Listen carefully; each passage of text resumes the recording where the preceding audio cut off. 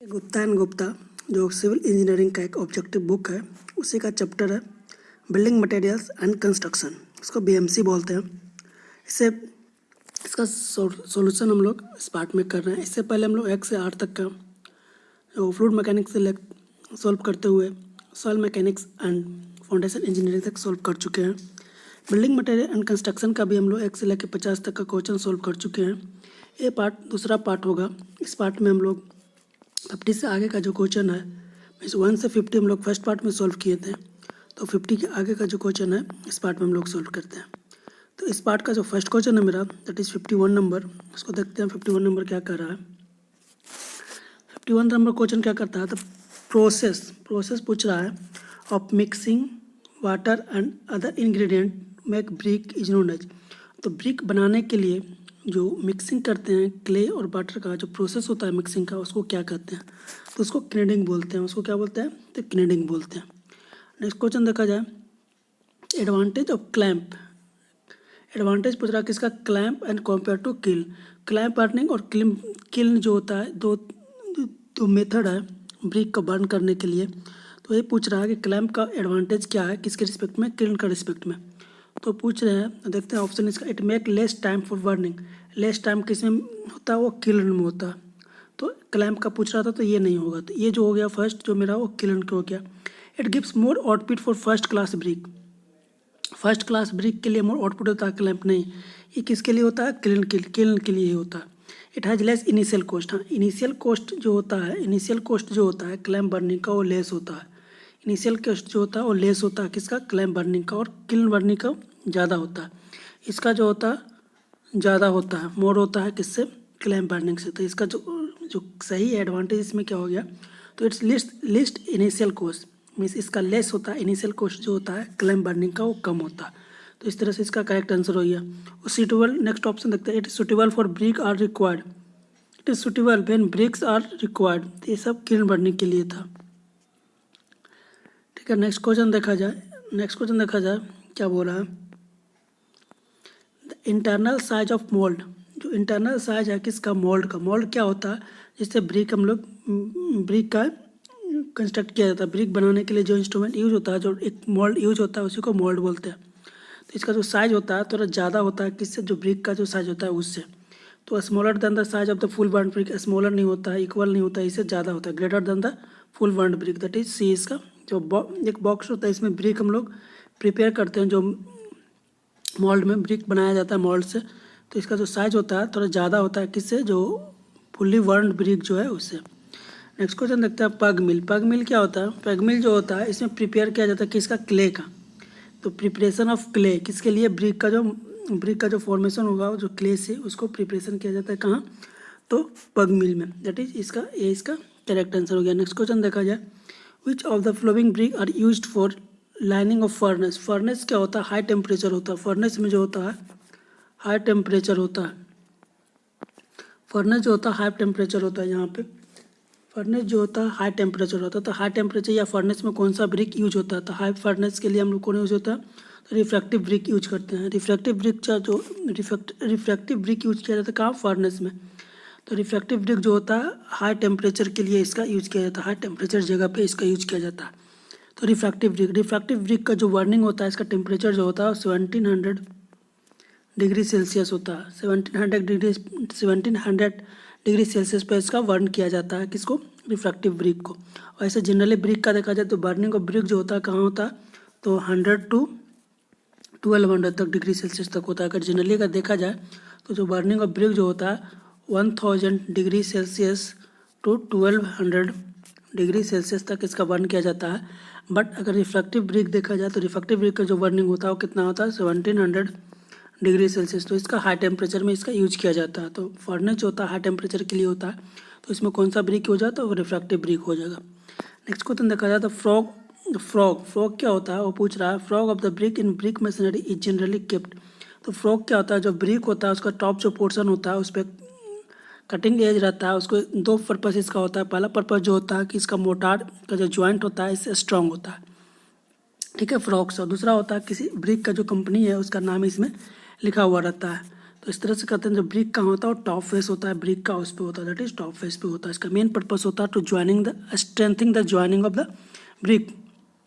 जो two brick जो masonry है, जो टू ब्रिक लेयर होता है या फिर कोर्स उसको बोलते हैं, टू कोर्स के बीच का जो ज्वाइंट होता है उसको स्ट्रॉन्ग करने के लिए हम लोग फ्रोक का यूज किया जाता है, दैट इज टॉप फेस में होता है। नेक्स्ट क्वेश्चन देखा जाए, number of brick required to 1 cubic metre of brick masonry. 1 cubic metre brick masonry में कितना ब्रिक होगा और पूछ रहा है। तो हम लोग देखते हैं एक ब्रिक का जो डायमेंशन होता है, नंबर ऑफ 1 ब्रिक का, अगर 1 ब्रिक का देखा जाए तो वॉल्यूम कितना होता है, तो अगर मॉडल ब्रिक आएगा ना, क्योंकि ब्रिक मशीनरी है तो brick machinery model brick use करते हैं, तो 20 × 10 सेंटीमीटर क्यूब, ये हो गया 1 ब्रिक का वॉल्यूम। ठीक है, तो पूछ रहा है 1 क्यूबिक मीटर में कितना होगा। 1 क्यूबिक मीटर दिया हुआ है तो एन नंबर ऑफ एन मान लेते हैं, तो 1 क्यूबिक मीटर को अगर हम सेंटीमीटर में करेंगे तो 10⁻6 सेंटीमीटर क्यूब हो जाएगा। और एक ब्रिक का मतलब वॉल्यूम कितना निकालनी है, तो 20 × 10 × 10। इसको सॉल्व करेंगे, ऊपर में कितना आ गया था मेरा 10⁻6। ठीक है, ये सेंटीमीटर क्यूब में डाले हैं। और ब्रिक का भी जो डायमेंशन हो गया, एक ब्रिक का जो वॉल्यूम हो गया वो कितना हो गया 20 × 10 × 10, ये भी हो गया सेंटीमीटर क्यूब में। तो दोनों का डायमेंशन सेम हो गया, सेंटीमीटर से सेंटीमीटर क्यूब कटेगा, यहाँ से काटेंगे तो कितना बचेगा, तो लगभग 500 आ रहा है। तो फिर 500 जो होगा इसका 1 ब्रिक मीटर क्यूब में कितना ब्रिक हो गया, 1 क्यूबिक मीटर क्यूब में टोटल ब्रिक कितना हो गया, तो 500 हो गया। कैसे आया, सिंपल से एन निकालना है, टोटल वॉल्यूम डिवाइड बाई एक ब्रिक का जो वॉल्यूम हो गया वो total volume divide by 1 brick का वॉल्यूम। ठीक है, वहाँ से निकालिए। नेक्स्ट होता है ग्लेजिंग। ग्लेजिंग क्या होता है, एक इम्प्रीवियस जो लेयर होता है सरफेस को इम्प्रीवियस बनाने के लिए जो प्रोसेस होता है उसको ग्लेजिंग कहते हैं। इसमें जैसे टाइल्स हो गया, किसी सरफेस पर अगर हम टाइल्स यूज करते हैं, मार्बल यूज करते हैं, तो क्या क्यों करते हैं, क्योंकि सरफेस जो होता है मेरा सरफेस को इम्प्रीवियस बनाया जाए ताकि वाटर एब्जॉर्ब नहीं कर पाए। तो इम्प्रीवियस बनाने के लिए ग्लेजिंग किया जाता है। ग्लेजिंग में जैसे हो जाता है मेरा मार्बल हो गया, टाइल्स हो गया, इस तरह से और सा इंस्ट्रूमेंट है जिसको यूज किया जाता है। तो इसको क्या करते हैं, ग्लेजिंग इम्प्रीवियस बनाने के लिए, अर्थात इम्प्रीवियस। देखिए क्यूक लाइम। क्यूक लाइम क्या होता है, कैल्शियम ऑक्साइड होता है, CaO होता है, कैल्शियम ऑक्साइड होता है क्यूक लाइम, तो calcium oxide that is B. Next question देखा जाए, quicklime is a, quicklime क्या है, क्यूक लाइम क्या है, slow in setting, rapid in slaking, good in strength.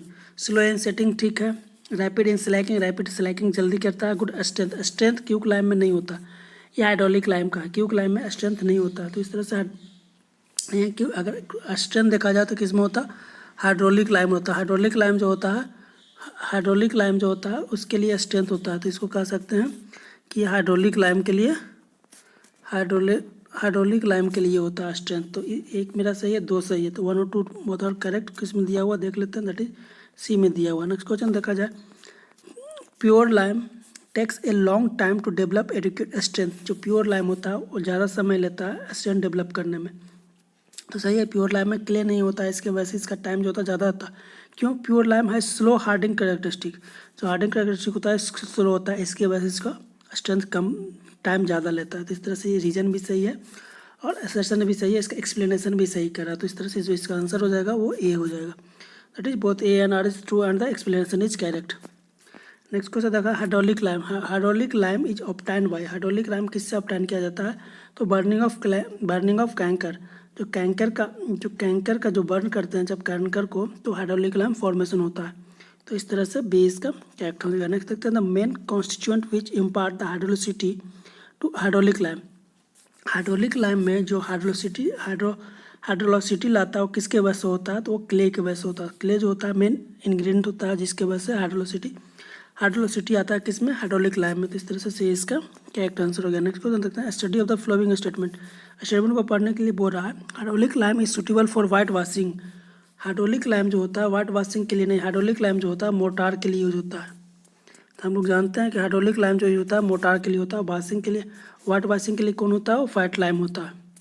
Fat lime का काम होता है वाइट वॉशिंग। तो इस तरह से देखा जाए hydraulic lime suitable for white washing, तो ये गलत हो गया, ये मोटार के लिए यूज होता है।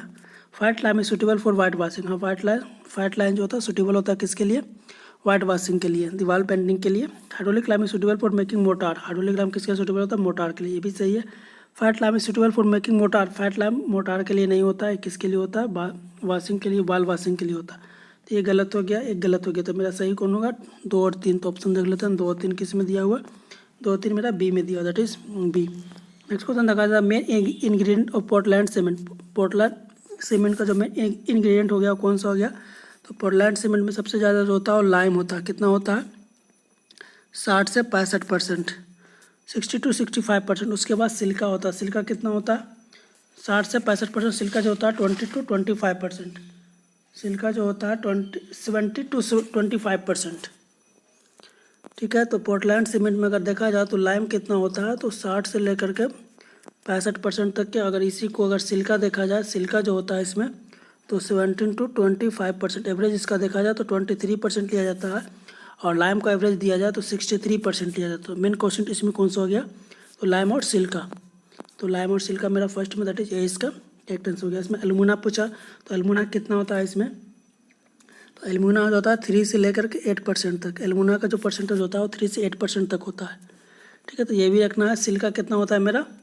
17 to 25%। एल्युमिना कितना होता है? 3 to 8%। और लाइम कितना होता है? 60 to 65%, 60 to 65%। नेक्स्ट देखा जाए, the constituent of the cement which is responsible for all undesirable properties of cement. इसमें से कौन सा जो है कॉन्स्टिट्यूएंट जो पूछ रहा है कि ऑल डिजरेबल प्रॉपर्टीज़ के लिए वो वैलिड होता है। The constituent of cement which is responsible for all undesirable properties. इसमें से कौन सा होता है? तो calcium aluminate, try calcium aluminate जो होता है C3A होता है। और इम्पोर्टेंट सबसे फर्स्ट होता है, जब वाटर मिक्स करते हैं जब सीमेंट में, तो सबसे पहले जो रिएक्शन स्टार्ट होता है तो ट्राई कैल्शियम एल्यूमिनेट से ही होता है। इस तरह से इसका कह सकते हैं, इसका करेक्ट आंसर है। नेक्स्ट होता है ली कैटेलियर डिवाइस। ली कैटेलियर डिवाइस जो होता है किसके लिए यूज होता है वो पूछ रहा था। ये सॉर्डनेस ऑफ सीमेंट, इसको क्या करते हैं? सॉर्डनेस ऑफ सीमेंट निकालने के लिए यूज किया जाता है। सॉर्डनेस ऑफ सीमेंट, इसका एक और मेथड होता है ली कैटेलियर प्लस ऑटोक्लेव। दो मेथड होता है किसके लिए? सॉर्डनेस निकालने के लिए, सॉर्डनेस ऑफ सीमेंट। तो इस तरह से कह सकते हैं ली कैटेलियर मेथड किसके लिए होता है? तो सॉर्डनेस ऑफ सीमेंट भी हो गया। इसमें और जोड़ सकते हैं क्या? Autoclave method. एक ऑटोक्लेव मेथड भी होता है जिससे हम लोग सॉर्डनेस निकालते हैं। लेकिन एक डिफरेंस क्या होता है कि ऑटोक्लेव मेथड जो होता है वो लाइम प्लस मैग्नीशिया दोनों के लिए होता है। लाइम प्लस मैग्नीशिया दोनों को मेजर करने के लिए होता है। बट ली कैटेलियर जो होता है सिर्फ लाइम के लिए होता है। जब एक्सेस ऑफ लाइम हो जाता है तो इसको मेजर करने के लिए हम लोग ली कैटेलियर मेथड यूज करते हैं। But excess of lime plus magnesia बहुत रहे तो हम लोग ऑटोक्लेव मेथड यूज करते हैं। किसके लिए? सॉर्डनेस ऑफ सीमेंट। तो कह सकते हैं ली कैटेलियर मेथड प्लस ऑटोक्लेव मेथड दोनों जो है किसके लिए होता है? तो सॉर्डनेस ऑफ सीमेंट। ये सिर्फ इसमें याद रखना है कि जब लाइम एक्सेस होता है, सिर्फ लाइम रहे, तो हम लोग क्या यूज करते हैं? ली कैटेलियर। एल से एल याद रखना है, लाइम। ठीक है, ऑटोक्लेव मेथड में क्या होता है? जब लाइम प्लस मैग्नीशिया दोनों अगर एक्सेस रहे तो हम लोग लाइम प्लस मैग्नीशिया दोनों एक्सेस रहे तो हम लोग ऑटोक्लेव मेथड यूज करते हैं। इसके लिए सॉर्डनेस ऑफ सीमेंट। इस तरह से इसका आंसर बी हो गया। नेक्स्ट क्वेश्चन देखा जाए, the main constituent of cement which is responsible for initial setting. Initial setting के लिए कौन सा इसमें रिस्पॉन्सिबल है? तभी हम लोग देखे थे कि सबसे पहले जब वाटर मिक्स करते हैं सीमेंट में तो जो स्टार्ट होता है रिएक्शन किससे होता है? ट्राई कैल्शियम एल्यूमिनेट से होता है। तो इनिशियल सेटिंग किससे स्टार्ट होगा? तो ट्राई कैल्शियम एल्यूमिनेट से होगा। तो इस तरह से इसको देख सकते हैं। ट्राई कैल्शियम एल्यूमिनेट मेरा सी में दिया हुआ। नेक्स्ट क्वेश्चन देखा जाए क्या कर रहा है। Initial setting time for ordinary Portland cement. Initial setting time किसका पूछ रहा है? ओपीसी का पूछ रहा है। इनिशियल सेटिंग टाइम किसका पूछ रहा है? ओपीसी का पूछ रहा है। ओपीसी बोले तो ऑर्डिनरी पोर्टलैंड सीमेंट कितना होता है? Not less than 30 minute. और फाइनल सेटिंग टाइम कितना होता है? Not less than 10 hour. तो ठीक है, 30 मिनट इसका हो जाएगा। तो नॉट लेस देन कितना? यहाँ पर ये ध्यान देना, नॉट लेस देन 30। ठीक है, इससे कम नहीं होना चाहिए। मीन्स 30 मिनट है, इससे कम नहीं होना चाहिए, इससे ज़्यादा ही होना चाहिए। ये पूछ रहा है तो नॉट लेस देन 30 मिनट। तो इस तरह से जो इसका आंसर हो जाएगा, इनिशियल सेटिंग टाइम 30 मिनट। अगर फाइनल सेटिंग टाइम रहता तो ये हो गया मेरा final setting time 10 hour. Next को देखा जाए, एज पर ISSP को मैक्सिमम फाइनल सेटिंग। अभी फाइनल सेटिंग पूछा तो फाइनल कितना होता? तो 10 आवर। नेक्स्ट देखा जाए, for testing compressive strength of cement the size of cube. तो साइज का क्यूब का होता है कितना होता है? 7.06 सेंटीमीटर होता है साइज क्यूब का। इसका अगर एरिया देखा जाए तो एरिया जो होता है 49 सेंटीमीटर स्क्वायर होता है क्यूब का एरिया। तो इसका जो साइज होता है एक साइड का वो कितना होता है, तो 7.06 सेंटीमीटर होता है। तो 7.06 सेंटीमीटर इसको mm में करेंगे तो 70.6 mm हो जाएगा, दैट इज बी। याद रखना किसका है, सीमेंट का स्ट्रेंथ निकालना है, ठीक है। कॉम्प्रेसिव स्ट्रेंथ ऑफ सीमेंट, अगर यहाँ पर कंक्रीट रहता तो कंक्रीट का जो होता है वो 150 सेंटीमीटर होता है, 150 सेंटीमीटर होता है, जबकि वो स्ट्रेंथ निकालते हैं किसका, कंक्रीट का। बट यहाँ पर सिर्फ सीमेंट का दिख रहा था, सीमेंट में कितना होता है 7.06 सेंटीमीटर, और अगर कंक्रीट का रहता तो 150 सेंटीमीटर होता है। नेक्स्ट क्वेश्चन देखा था, normal consistency of ordinary Portland cement. Ordinary Portland cement का जो कंसिस्टेंसी होता है और नॉर्मली कितना होता है वो पूछ रहा है, तो उसका होता है 30%। नॉर्मल कंसिस्टेंसी कितना होता है, तो 30% होता है। नेक्स्ट क्वेश्चन देखा जाए, ईयरली पूछ रहा है, yearly attainment of strength in rapid hardening cement. Rapid hardening cement में जो अर्ली स्ट्रेंथ आता है किसके वजह से होता है, रैपिड हार्डनिंग में, तो फाइनल ग्रेडिंग करेंगे तो सबसे ज़्यादा इसके वजह से होता है। जिप्सन क्या होता है, रिटार्डर है, ये जो है एक रिटार्डर है जो कि सेटिंग टाइम को इंक्रीज करता है। नेक्स्ट क्वेश्चन देख रहा है, after storage the strength of cement. Storage करने के बाद जो होता है सीमेंट का जो स्ट्रेंथ होता है वो डिक्रीज करता है, ठीक है। तो स्टोर करने के बाद जो सीमेंट का जो स्ट्रेंथ होता है वो डिक्रीज कर जाता है, तो इस तरह से इसका आंसर ये हो जाएगा। नेक्स्ट क्वेश्चन देखा जाए, according to IS specification the compressive strength of ordinary Portland cement after 3 days. OPC का पूछ रहा है, ऑर्डिनरी पोर्टलैंड सीमेंट का पूछ रहा है 3 डेज में कितना स्ट्रेंथ होता है, तो 3 डेज का 16 होता है MPa मेगा पास्कल। अगर 7 डेज का निकालते हैं तो 7 डेज का मेरा 22 MPa होता है, और 28 डेज का निकाले तो 33 MPa होता है, 33 MPa होता है। तो हम लोग निकाल सकते हैं ऑर्डिनरी पोर्टलैंड सीमेंट 33 ग्रेड होता है, 43 ग्रेड होता है और 53 ग्रेड होता है। तो 33 का निकाल रहे हैं तो 3 डेज का कितना हो गया मेरा 16 मेगा पास्कल, 7 डेज का कितना हो गया 22, और अगर 28 डेज का निकालें तो 28 डेज का कितना होता है 33 मेगा पास्कल। तो यहाँ पर 3 डेज का पूछ रहा था, तो 3 डेज का कितना हो जाएगा, 3 डेज का कितना होगा 16 मेगा पास्कल। ये अगर 7 डेज का पूछता तो 22 हो जाता, और अगर 28 डेज का पूछता तो 33 हो जाता, किसमें मेगा पास्कल यूनिट इसका है। नेक्स्ट क्वेश्चन देखा जाए 76 number, addition of pozzolana in ordinary Portland cement. जब ordinary Portland cement pozzolana add करते हैं तो क्या होता है, तो श्रिंकेज को इंक्रीज करता है, दैट इज श्रिंकेज को इंक्रीज करता है। 76 का हो गया बी। नेक्स्ट क्वेश्चन देखा जाए, जिप्सन कॉन्सिस्ट ऑफ जिप्सम, ये याद रखना जिप्सम, इसमें सम आ रहा है, तो सम में जो होता है 2H2 होता है, मिस वाटर का 2 मोलिक्यूल ऐड करता है। यहाँ अगर POP रहता, मिस प्लास्टर ऑफ पेरिस रहता, तो इसमें हाफ H2 रहता, दोनों कन्फ्यूजन है, दोनों याद रखना है इसमें। अगर जिप्सन जैसे ही आया जिप्सम इसमें सम रहता है, तो सम के साथ क्या हो जाएगा 2 मोलिक्यूल हो जाएगा H2O का, वाटर का। और ये अगर प्लास्टर ऑफ पेरिस रहे, POP रहे, तो इसमें जो वाटर का जो मोलिक्यूल हो जाता है हाफ हो जाता है, हाफ H2O हो जाता है, ठीक है। ये ट्रिक से याद करने का। जिप्सम जैसे ही आया जिप्सम, इसमें सम आ रहा था 2H2 आ जाएगा। जैसे ही सम आ रहा है ना SUM, सम आ रहा है, 2 का सम होता है, सम आएगा तो कितना हो जाएगा 2 का होगा 2H2, ठीक है। और अगर POP है, POP प्लास्टर ऑफ पेरिस है, इसका अगर डायमेंशन देखा जाए तो जो वाटर मोलिक्यूल रहता है इसमें हाफ H2 हो जाता है, और बाकी जो आगे का जो फॉर्मूला होता है CuSO4, copper sulphate calcium sulphate होता है CaSO4, कैल्शियम सल्फेट होता है, दोनों में सेम होता है। कैल्शियम सल्फेट प्लस 2H2 अगर रहे, 2H2O रहे तो क्या हो जाएगा, ये हो जाता है जिप्सन, ठीक है। और यहाँ पर अगर हाफ H2 रहे तो क्या हो जाता है plaster of Paris, calcium sulphate ही रहता है दोनों का। तो जिप्सन का इसमें क्या होगा H2 हो जाएगा, calcium sulphate and H2, that is B.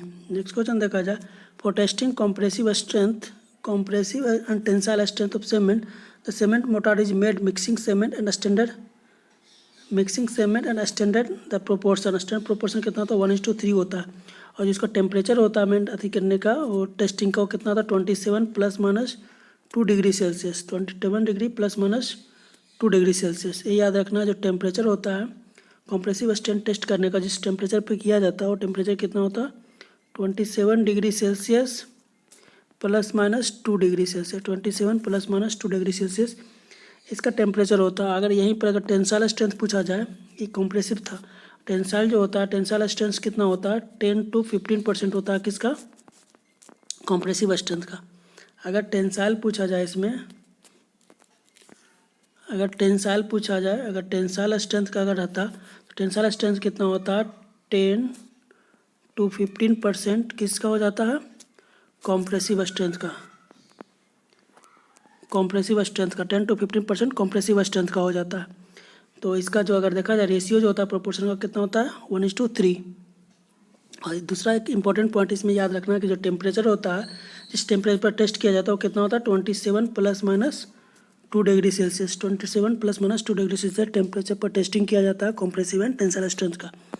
Next question देखा जाए, slump of recommended for mass concrete. जो मास कंक्रीट स्ट्रक्चर है, जो मास कंक्रीट स्ट्रक्चर है उसके लिए स्लम्प का वैल्यू कितना होना चाहिए वो पूछ रहा है। तो स्लम्प किससे निकाला जाता है, हम लोग जानते हैं एक फ्रस्टम स्ट्रक्चर होता है, ठीक है। इसका जो ऊपर का यूनिट होता है वो 10, नीचे का जो यूनिट होता है वो 20, और 10 mm 20 mm और 30, ठीक है। 10 सेंटीमीटर, 20 सेंटीमीटर और 30 सेंटीमीटर जो फ्रस्टम का जो डायमेंशन होता है वो होता है। तो पूछ रहा है कि मास कंक्रीट के लिए कितना होता है, 25 mm to 50 mm तक, 25 mm to 50 mm जो होता है मास कंक्रीट के लिए, 25 mm to 50 mm तक इसका स्लम्प का वैल्यू होता है। स्लम्प किससे निकालते हैं, एक फ्रस्टम स्ट्रक्चर होता है जो उसका ऊपर का जो डायमेंशन होता है 10 सेंटीमीटर, नीचे का जो बॉटम का डायमेंशन होता है 20 सेंटीमीटर, और जिसका हाइट होता है वो 30 सेंटीमीटर, ठीक है। इसी से निकाला जाता है स्लम्प वैल्यू, ठीक है। स्लम्प जो होता है रिकमेंड किसके लिए पूछ रहा था, मास कंक्रीट के लिए था। मास के लिए कितना होता है, 25 to 50 mm, that is a. Next question देखा जाए, with increase in moisture content the bulking of sand. अगर हम मॉइस्चर कंटेंट को इंक्रीज कर रहे हैं, क्या कर रहे हैं, इंक्रीज कर रहे हैं मॉइस्चर कंटेंट को, तो बल्किंग ऑफ सैंड का जो बल्किंग होगा क्या होगा। तो इसका जो अगर ग्राफ देखा जाए तो इस तरह से बनता है, फर्स्ट इंक्रीज करेगा फिर मैक्सिमम वैल्यू के बाद डिक्रीज करेगा।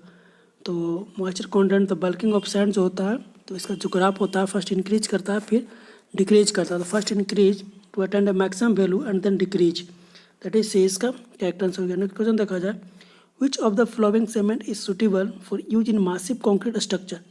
मासिव कॉन्क्रीट स्ट्रक्चर के लिए कौन सा सीमेंट यूज होता था। मासिव कॉन्क्रीट स्ट्रक्चर के लिए हम लोग कौन यूज करते हैं, लो हीट सीमेंट यूज करते हैं। तो लो हीट सीमेंट यूज करते हैं मासिव स्ट्रक्चर के लिए, ठीक है। मासिव स्ट्रक्चर के लिए हम लोग कौन यूज करते हैं, तो लो हीट सीमेंट यूज करते हैं। नेक्स्ट क्वेश्चन देखा जाए, नेक्स्ट क्वेश्चन मेरा क्या कर रहा है, proper amount of entering air. अगर एंटरिंग एयर कर रहे हैं, proper amount of entering air in concrete, अगर कंक्रीट में एयर इंटर कर रहा है तो क्या होगा, तो वर्केबिलिटी इंक्रीज करता है, मीन्स बेटर वर्केबिलिटी। अगर एयर को एंटर कर रहे हैं कंक्रीट में तो वर्केबिलिटी जो होता है इंक्रीज करता है, ठीक है। और better resistant to freezing and throwing, जो वर्केबिलिटी इंक्रीज करता है और रेसिस्टेंस जो होता है फ्रीजिंग और थ्रोइंग का वो इंक्रीज कर जाता है, मीन्स बेटर रहता है। तो दोनों मेरा सही है, लेसर वर्केबिलिटी कम होगा, लेसर रेसिस्टेंट टू फ्रीजिंग ये भी गलत है, दोनों में से एक ही सही हो सकता है। मीन्स बेटर वर्केबिलिटी, अगर एयर इंटर कर रहा है तो वर्केबिलिटी मेरा जो बढ़ जाता है। जो कंक्रीट का जो वर्केबिलिटी है, वर्क करने का जो एबिलिटी है वो इंक्रीज कर जाता है जब एयर इंटर करता है तो। और वेट रेसिस्टेंस जो होता है फ्रीजिंग एंड थ्रोइंग का वो भी इंक्रीज कर जाता है। तो ये भी सही है, मीन्स 1 और 2 सही हो गया मेरा। तो 1 और 2 देख लेते हैं किस में सही है, दैट ये इसका करेक्ट आंसर हो गया। नेक्स्ट देखते हैं, the most common admixture which is use to accelerate the initial setting time. Initial setting time को एक्सेलरेट करने के लिए हम लोग कौन सा पूछ रहा था, most common admixture which is use to accelerate the initial set of concrete. Initial set को इंक्रीज करने के लिए एक्सेलेटर कौन सा यूज कर रहा है वो पूछ रहा है। तो जो एक्सेलेटर होता है कौन होता है, कैल्शियम क्लोराइड होता है। जिप्सन क्या है, रिटार्डर है, रिटार्डर। अगर रिटार्डर पूछेगा, अगर रिटार्डर पूछता तो जिप्सन जो हो जाता है वो रिटार्डर हो जाता,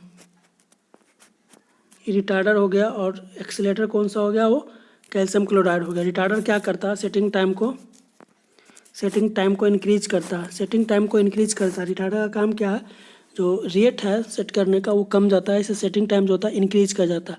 तो सेटिंग टाइम अगर इंक्रीज करवाना, सेटिंग टाइम को इंक्रीज करवाना है तो रिटार्डर यूज करते हैं। लेकिन यहाँ पर एक्सेलरेट कर रहा है तो एक्सेलेटर कौन सा हो जाएगा, calcium chloride, that is B. Next तो maximum quantity of calcium chloride पूछ रहा है। मैक्सिमम क्वांटिटी किसका पूछ रहा है, कैल्शियम क्लोराइड का, use as an accelerator in 7% by weight. कितना होता है, तो 2% बाई वेट होता है। जो कैल्शियम क्लोराइड जो एक्सेलेटर होता है वो कितना यूज किया जाता है, तो 2% बाई वेट, तो 2% यूज किया जाता है कैल्शियम एक्सेलेटर। नेक्स्ट क्वेश्चन देखा था, basic purpose of retarder. Retarder का जो बेसिक पर्पस क्या है, to increase the initial setting time of the cement paste in concrete. अभी हम लोग देखें कि रिटार्डर का काम क्या होता है। रिटार्डर जो होता है वो जिप्सन होता है। जिप्सन जो होता है सबसे बेस्ट रिटार्डर है। जो जिप्सन जो होता है सबसे बेस्ट रिटार्डर होता है। रिटार्डर पूछ रहा था, रिटार्डर होता है जिप्सन होता है। इसका जो काम होता है वो सेटिंग टाइम को जो होता है इंक्रीज करना, सेटिंग टाइम को इंक्रीज कर देता है। तो पूछ रहा है कि the basic purpose of retarder, retarder का मेन काम क्या है, तो increase the setting time, initial setting time. तो इस तरह से इसका आंसर ये हो जाएगा। और बेस्ट रिटार्डर अगर पूछता तो कौन सा होता है, तो जिप्सन होता है। जिप्सन का फॉर्मूला भी हम लोग देख लेते हैं। इसमें 2H2 होता है। जिप्सन पूछ रहा है मीन्स 2 मोलेक्यूल होता है वाटर का, 2H2 इसमें ऐड होगा। ठीक है, नेक्स्ट क्वेश्चन देखा जाए। Which of the following segment contains the maximum percentage of die calcium. Die calcium silicate, die calcium silicate क्या करता है, डाई कैल्शियम सिलिकेट जो होता है, डाई कैल्शियम सिलिकेट जो होता है इसका काम क्या है, अर्ली ये होता है अल्टीमेट स्ट्रेंथ को इंक्रीज करता है। डाई कैल्शियम सिलिकेट जो होता है अर्ली स्ट्रेंथ को अल्टीमेट स्ट्रेंथ को इंक्रीज करता है। मीन्स जो लेट में स्ट्रेंथ आएगा उसके वजह से इसको इंक्रीज करता है। तो डाई कैल्शियम सिलिकेट जो होता है C2S, इसका जो काम है मेन अल्टीमेट स्ट्रेंथ को इंक्रीज करना,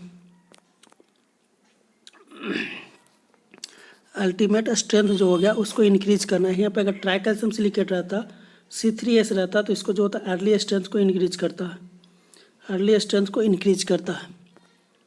तो पूछ रहा है dicalcium silicate which of the following segment contains maximum percentage of dicalcium silicate. तो maximum percentage of dicalcium किस में रहेगा, तो लो हीट सीमेंट में रहेगा।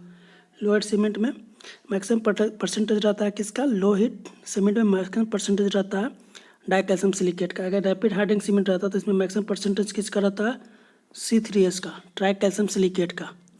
ट्राई कैल्शियम सिलिकेट का मैक्सिमम परसेंटेज रहता है किसमें, रैपिड हार्डनिंग में। और अगर सल्फेट रेसिस्टिंग सीमेंट है तो सल्फेट रेसिस्टिंग सीमेंट जो यूज होता है कहाँ होता है, मार्सी लैंड में होता है। जो मार्सी लैंड है, अगर मार्सी लैंड में अगर पूछे, मार्सली लैंड है, अगर मार्सली लैंड है जिसमें मेथेन ज़्यादा निकल रहा है या लैंड, मार्सली लैंड जो है उस एरिया में हम लोग कौन सा सीमेंट यूज करते हैं, तो सल्फेट रेसिस्टिंग सीमेंट यूज करते हैं। तो हम लोग देख लिए rapid hardening cement, rapid hardening cement में C3S यूज होता है मैक्सिमम। लो हीट सीमेंट में क्या होता है, C2S होता है। और सल्फेट रेसिस्टिंग सीमेंट अगर यूज़ किया जाए तो कहाँ यूज होता है, मार्सली लैंड जो एरिया हो गया जहाँ पे दलदल वगैरह है उसमें ये होता है मार्सली सल्फेट रेसिस्टिंग सीमेंट। तो यहाँ पर पूछ रहा था die calcium silicate maximum percentage किस में रहेगा, तो लो हीट सीमेंट में रहेगा। दैट इज बी इसका करेक्ट आंसर हो गया। और ये जो होता है dicalcium silicate ultimate strength देता है। डाई कैल्शियम सिलिकेट जो होता है अल्टीमेट स्ट्रेंथ देता है। ठीक है, और रैपिड हार्डनिंग सीमेंट में जो यूज होता है C3S, वो क्या देता है, अर्ली स्ट्रेंथ देता है। अर्ली स्ट्रेंथ के लिए कौन सा रिस्पॉन्सिबल होता है, तो C3S। नेक्स्ट क्वेश्चन देखा जाए तो must commonly use retarder, retarder पूछ रहा था। अभी हम लोग देखे थे मस्ट कॉमनली यूज रिटार्डर कौन सा था, तो जिप्सन था। जिप्सन का फॉर्मूला भी देखे थे हम लोग, CaSO4 × 2 times of molecule, 2 molecule of H2O, 2H2O। तो बेस्ट रिटार्डर कौन सा हो गया, तो जिप्सन हो गया। नेक्स्ट क्वेश्चन देखा जाए, 3 basic raw material which are needed to large quantity of production of steel. Steel production में 3 क्वांटिटी कौन सा है, 3 मेजर मटेरियल वो पूछ रहा है। तो इसमें जो आयरन और देखा जाए तो आयरन एक हो गया, उसके बाद हो गया कोल और लाइम जो होता है मेन मटेरियल हो गया, रॉ मटेरियल, तो आयरन और coal and lime, that is C। Next question देखा जाए, compare to mild steel cast iron. Mild steel के कंपेयर में कास्ट आयरन क्या होता है, तो कास्ट आयरन जो होता है higher compressive strength. Cast iron में होता है परसेंटेज ऑफ जो कार्बन है वो ज़्यादा होता है। परसेंटेज ऑफ कार्बन ज़्यादा होता है किसमें, तो कास्ट आयरन में। तो परसेंटेज ऑफ कार्बन ज़्यादा होगा तो कॉम्प्रेसिव स्ट्रेंथ ज़्यादा होगा। तो कह सकते हैं कि higher compressive strength, compressive strength ज़्यादा होगा तो टेंसाइल स्ट्रेंथ कम होगा। मीन्स हायर टेंसाइल स्ट्रेंथ नहीं, ये कम होगा। Lower compressive strength, lower tensile strength, तो ये कह सकते हैं कि कॉम्प्रेसिव स्ट्रेंथ ज़्यादा होगा और टेंसाइल स्ट्रेंथ कम होगा। तो 1 और 4 इसका सही आंसर है। ऑप्शन देख लेते हैं, 1 और 4 मेरा D में दिया हुआ है। तो इस तरह से इसका D करेक्ट आंसर हो गया। नेक्स्ट क्वेश्चन देखते हैं। नेक्स्ट क्वेश्चन मेरा क्या कर रहा है, 90 number, which of the following gradient exact maximum influence on properties of steel. Steel में जो मैक्सिमम इन्फ्लुएंस होगा वो कौन सा रहता है, तो स्टील में मैक्सिमम जो इन्फ्लुएंस रहता है किसका रहता है, कार्बन का रहता है। That is B, percentage of carbon. ठीक है, माइल्ड स्टील में अगर देखा जाए, माइल्ड स्टील का देखा जाए तो लेस देन 23% होता है, 0.3% से कम होता है। विच of the following is a purest form of iron. Purest form of iron का कौन सा है, तो रॉट आयरन। रॉट आयरन जो होता है प्योरेस्ट फॉर्म होता है आयरन का। तो इस तरह से देखा जाए तो प्योरेस्ट फॉर्म कौन सा हो गया, तो रॉट आयरन हो गया बी। नेक्स्ट क्वेश्चन देखा 92 नंबर क्या कहता है, ultimate tensile strength of structure mild steel. Ultimate पूछ रहा है अल्टीमेट टेंसाइल स्ट्रेंथ, तो हम लोग फॉर्मूला जानते हैं, yield strength is equal to 0.6 times क्या होता है, अल्टीमेट स्ट्रेंथ। ठीक है, 0.6 टाइम्स होता है अल्टीमेट स्ट्रेंथ का। अल्टीमेट पूछ रहा है तो अल्टीमेट कितना हो जाएगा, एफ अल्टीमेट बराबर कितना हो जाएगा, 0.6 डिवाइडेड, सॉरी अभी हम लोग क्या देखें कि एक यील्ड बराबर क्या होता है, 0.6 टाइम्स होता है एफ अल्टीमेट का। ठीक है, यील्ड जो होता है, यील्ड का वैल्यू जो होता है स्ट्रेंथ का, वो 0.6 टाइम्स होता है किसका, यील्ड जो स्ट्रेंथ होता है वो कितना होता है, लिखा नहीं पा रहा यार, यील्ड जो स्ट्रेंथ होता है वो कितना होता है, 0.6 टाइम्स होता है अल्टीमेट का। तो अल्टीमेट निकालना है हम लोग, तो इसको डिवाइड कर देंगे इधर से, तो एफ अल्टीमेट कितना हो जाएगा, एफ अल्टीमेट बराबर हो जाएगा एफ यील्ड डिवाइड बाई 0.6। और माइल्ड स्टील पूछ रहा था, माइल्ड स्टील में पूछ रहा था, माइल्ड स्टील में कितना होता है, एफ बाई का वैल्यू माइल्ड स्टील का 250 होता है न्यूटन पर mm स्क्वायर, डिवाइड बाई 0.6 करेंगे तो इसको सोल्व करेंगे तो कितना आ रहा है, 420 आ रहा है। कुछ नहीं इसमें करना था, बस एक फॉर्मूला हमको याद है, एफ यील्ड बराबर कितना होता है, 0.6 टाइम्स एफ अल्टीमेट। ठीक है, तो अल्टीमेट निकालना है यहाँ पर, तो अल्टीमेट यहाँ से निकाल लेंगे, एफ अल्टीमेट बराबर क्या हो जाएगा, F yield divide by 0.6। F yield बराबर 250 होता है माइल्ड स्टील के लिए, तो 250 डिवाइड बाई 0.6, इसको सोल्व करेंगे तो कितना आ रहा है मेरा, 420 आ रहा है। दैट इज बी इसका, सी इसका करेक्ट आंसर हो गया। कुछ नहीं करना था इसमें, बस सिंपल दिमाग यही लगाना था कि एफ यील्ड बराबर जो होता है, फार्मूला याद रखना, 0.6 टाइम्स होता है टेंसाइल में। अगर टेंसाइल में है तो अगर यही अगर बेरिंग में रहता है तो 0.66 टाइम्स होता है। ये टेंसाइल पूछ रहा था, टेंसाइल में जो होता है एफ यील्ड जो होता है 0.6 टाइम्स होता है एफ अल्टीमेट का। यही अगर बेंडिंग में पूछता, अगर बेंडिंग में पूछता तो 0.66 टाइम्स होता है, 0.66 टाइम्स होता है। ठीक है, लेकिन यहाँ पर टेंसाइल पूछ रहा था तो 0.6 टाइम्स सिर्फ होगा। तो एफ यील्ड बराबर बस फार्मूला याद रखो, 0.6 टाइम्स एफ अल्टीमेट, इसी पर निकाल करके 420 आ रहा है इसका आंसर। नेक्स्ट क्वेश्चन देखते हैं, the percentage of carbon percentage पूछ रहा है किसमें, माइल्ड स्टील में। तो माइल्ड स्टील में जो परसेंटेज होता है 0.23% होता है। ठीक है, 0.23, तो लेस देन 20, 0.25 हो जाएगा, दैट इज यही इसका करेक्ट हो जाएगा। सिंपल याद रखना, माइल्ड स्टील में कितना होता है, 0.23 होता है, तो लेस देन 20.25। नेक्स्ट क्वेश्चन देखा जाए, which of the following stress is used for identifying the quality of structure steel. Structure steel को क्वालिटी करने के लिए इसमें से कौन सा प्रॉपर्टी यूज किया जाता है, विच of the following stress is used for identifying the quality of structure steel. Structure steel करने के लिए कौन सा स्ट्रेस यूज किया जाता है, तो यील्ड स्ट्रेस यूज किया जाता है, दैट इज यील्ड स्ट्रेस। ठीक है, यील्ड स्ट्रेस इसी में अगर रहता कंक्रीट में, तो कंक्रीट में जो होता है, अगर कंक्रीट में पूछता है तो कंक्रीट में क्या होता है, वर्किंग स्ट्रेस होता है। ठीक है, ये स्टील में पूछ रहा था, स्टील में क्या होगा, यील्ड स्ट्रेस। यही अगर कंक्रीट में रहता तो होता वर्किंग स्ट्रेस, इसमें वर्किंग स्ट्रेस होता है किसमें, कंक्रीट में, बट यहाँ पर स्टील पूछ रहा था तो स्टील में कौन सा होगा, तो यील्ड स्ट्रेस। नेक्स्ट क्वेश्चन देखते हैं, तो ratio of thickness of web का थिकनेस और किसमें, फ्लेंज का थिकनेस। तो वेब का थिकनेस डिवाइड बाय किसका, फ्लेंज का थिकनेस पूछ रहा है, तो क्या होगा, role steel beam and channel और बीम में क्या होता है, लेस देन 1 हो जाएगा। जो वेब जो होता है हमेशा थिकनेस जो कम होगा किससे, तो फ्लेंज के, तो लेस देन 1 हो जाएगा। 95 का देखा जाए तो मेरा ए हो जाएगा। नेक्स्ट क्वेश्चन देखा जाए 96 नंबर क्या कर रहा है, paint with white lead base. Paint में जो वाइट लेड बेस होता है वो कहाँ यूज होता है, वाइट लेड बेस जो होता है वो वुड वर्क में यूज होता है। ठीक है, वाइट लेड जो बेड होता है किसमें यूज होता है, वुड वर्क में। जो वुडन जो वर्क होता है, टिम्बर जो वर्क होता है, उसमें जो पेंट करने के लिए जो बेस होता है वो वाइट बेस होता है, वाइट लेड बेस। ठीक है, और अगर आयरन वर्क में कौन होता है, आयरन वर्क में रेड होता है, आयरन में रेड होता है, वाइट किस में होता है, वुड में होता है। तो इस तरह से इसका आंसर 97 नंबर देख रहे हैं क्या कर रहा है, paint with white lead base are not recommended for painting of iron. ठीक है, ये तो सही है, अभी हम लोग देखें नॉट रिकमेंडेड होता है, ये तो सही है। तो paint with white lead base do not check rusting of iron, तो इसका रीजन भी सही है। द पेंट जो होता है with white lead base are not recommended for paint because, because में अगर ऑप्शन देखते हैं, because paints with white lead base do not check rusting, क्यों नहीं यूज करते हैं आयरन में, इसका वजह है कि जो रेस्टिंग को है, रेस्टिंग ऑफ आयरन को चेक नहीं कर पाता, इसीलिए हम लोग वाइट लेड वेस्ट को यूज नहीं करते हैं आयरन में। तो रीजन भी सही है, एक्सप्लेनेशन भी सही है, तो इस तरह से इसका आंसर ये हो जाएगा। नेक्स्ट क्वेश्चन देखा जाए, the amount of water use for 1 kg of distemper. 1 kg distemper में कितना हम लोग वाटर यूज करते हैं, तो 0.6 लीटर यूज करते हैं। 1 kg डिस्टेम्पर में वाटर कितना यूज करते हैं, तो 0.6 लीटर यूज करते हैं। नेक्स्ट क्वेश्चन होता है vehicle use in case of enamel paint. Enamel paint में जो व्हीकल होता है वो कौन सा यूज होता है, तो वार्निश यूज होता है। इनिमल पेंट में जो व्हीकल यूज होता है वो वार्निश यूज होता है, that is C. Next question पूछा था normally turpentine oil is recommended as thinner for indoor painting. Indoor painting के लिए जो थिनर होता है टर्पेंटाइन यूज होता है, सही बात है। Turpentine oil is costlier then other thinner, ये भी सही है, बट एक्सप्लेनेशन नहीं है। जो कह रहा है कि नॉर्मली जो टर्पेंटाइन ऑयल होता है, टर्पेंटाइन ऑयल जो होता है यूज किया जाता है किसमें, थिनर के लिए इंडोर पेंटिंग में, ये सही है। बट रीजन जो है दिया हुआ क्यों यूज किया जाता है, क्योंकि ये कॉस्टली होता है, इसके लिए नहीं, रीजन सही नहीं है। तो इस तरह से मेरा, लेकिन टर्पेंटाइन जो ऑयल होता है वो कॉस्टली होता है, तो ये भी सही है, ये भी सही है, बट रीजन सही नहीं है, इसलिए जो इसका आंसर हो जाएगा वो बी हो जाएगा। ए और बी आर बोथ, ए और R are both correct, but explanation is not correct. Both A and R are true, but R is not correct explanation. Explanation जो है सही नहीं है, क्यों, बिकॉज करने पर इसका आंसर नहीं मिल पा रहा है, इसीलिए इसका सही नहीं है, क्योंकि ये कॉस्टलियर तो है, इसके वजह से ये इसमें यूज नहीं किया था, ये दूसरा रीजन है।